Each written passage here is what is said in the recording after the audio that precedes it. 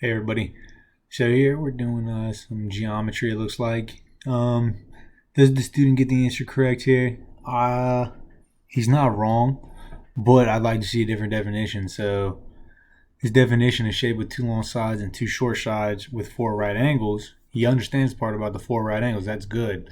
The definition of of a rectangle is a quadrilateral with four right angles. So technically, he got that right. We just talked to him, let him know two long sides, two short sides. That's not necessarily part of being a rectangle. Um, Here, circle all the shapes below that are rectangles. He missed the skinny rectangle here, and then the two squares, rectangles, whatever you want to call them.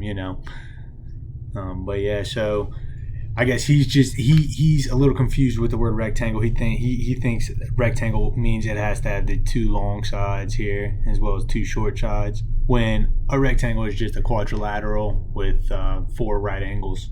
So these squares can also be considered rectangles as well. And same with this skinny looking pole over here.